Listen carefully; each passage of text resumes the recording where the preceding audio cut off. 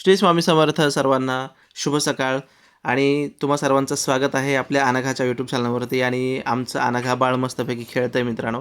त्याला पाठीमागून गुदगुल्या होत आहेत आणि त्यामुळे ती असं एक्सप्रेशन देते आणि मला खूप आवडतं तिला खेळवायला. तर आजचा एक छान असा व्हिडिओ तुम्हाला पाहायला मिळणार आहे. आशा करतो शेवटपर्यंत तुम्ही पाहाल आणि व्हिडिओ आवडल्यास नक्की लाईक कराल, शेअर कराल, सबस्क्राईबसुद्धा नक्की कराल मित्रांनो आणि कमेंटसुद्धा नक्की करा. कमेंटचीसुद्धा वाट पाहतोय. तर आज आहे गुरुवार, व्हिडिओला सुरुवात करतोय मित्रांनो आणि आपल्याकडे असते दत्तगुरूंची पूजा आणि त्यासाठीच माझ्या बायकोने तुळशीच्या मंजिरीचा हार बनवला आहे खास दत्तगुरूंच्या सेवेत अर्पण करण्यासाठी चरणावरती स्वामींच्या. तर तो तर ती करतच आहे, पण आपण पण एक हार करतोय मित्रांनो आणि मी हार बनवतोय बेलाचा. तर बेलाच्या पानाचा बिल्वदल आहे ते. तर त्याचा आपण गाठ बांधून हार बनवतोय आणि माझ्या बायकोने पण तसाच बनवला होता ॲक्च्युली. तर आमचं चालू असतं की कुठला हार चांगला दिसतो, कुठला हार छान होईल, कुणाला चांगला बनवता येतो. तर मग मी पण बनवत होतो मन लावून. तर माझ्याकडून असा हा हार तयार झालेला आहे स्वामींच्या चरणी अर्पण करण्यासाठी. आणि आता मी हार बनवायला बऱ्यापैकी वेळ लागला मला. तर आता तो हार मी बनवून कंप्लीट केलेला आहे मित्रांनो. तुम्हीसुद्धा सांगा माझा चांगला हार होता का माझ्या बायकोचा हार छान होता? ॲक्च्युली दोन्ही हार तर स्वामींच्या चरणावरती जाणारच आहेत आणि आज गुरुवार असल्यामुळे मग आपल्याला साबुदाणा खिचडी असते खाण्यासाठी मस्त. फास्ट असतो उपवास. तर मस्तपैकी दोघांनाही आम्हाला साबुदाणा खिचडी आवडते मित्रांनो आणि आवर्जून आम्ही कधी-कधी साबुदाणा खिचडी करत असतो आणि माझी बायको खूप छान प्रकारे साबुदाणा खिचडी बनवते मित्रांनो. चव पण खूप छान आहे तिच्या हाताला आणि आमच्या दोघांनाही साबुदाणा आवडतो आणि तिलासुद्धा जास्त आवडतो. त्यामुळे तिचा फास्ट नसतानासुद्धा ती जास्त टाकते आणि मग दोघांनाही खायला होतं म्हणून मित्रांनो. तर मग इकडे छानपैकी आता ती साबुदाणा बनवत आहे खिचडी आणि गरमागरम खिचडी आपल्याला खायची आहे मित्रांनो. तर बघूया टेस्ट कशी होते.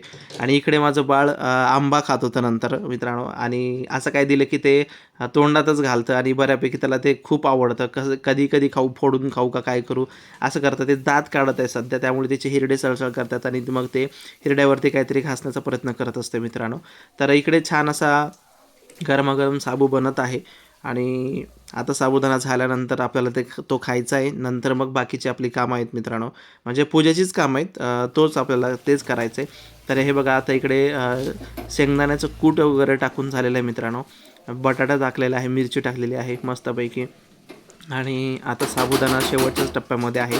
तर आता वाफरेल थोडासा साबुदाणा आणि तो वाफरल्यानंतर आपल्याला प्लेटात घेऊन मस्तपैकी खायचा आहे. आणि इकडे छान डिलिशियस असा साबुदाणा तयार आहे मित्रांनो.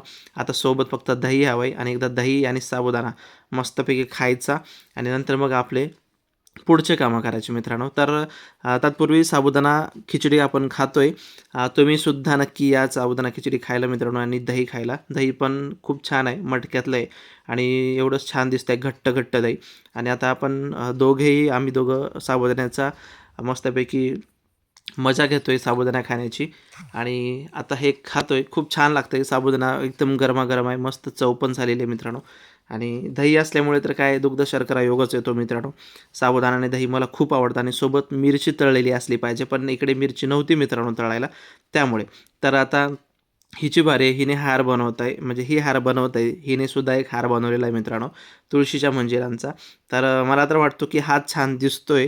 पण तुम्ही कमेंट करून सांगा की कुठला हार छान दिसतोय मित्रांनो. आणि या दोन्ही हार आपण नंतर दत्तगुरूंच्या चरणावरती अर्पण करणार आहोत. म्हणजेच स्वामींचे आपल्याकडे फोटो आहे. तर त्या फोटोला आपण घालत असतो आणि मंजिरा छान दिसत मित्रांनो. तर आता बघूया. आपण स्वामींच्या फोटोला हार घातलेले आहेत. पूजा वगैरे आपण करणारच आहोत. आरती वगैरे असते आपल्याकडे गुरुवारी.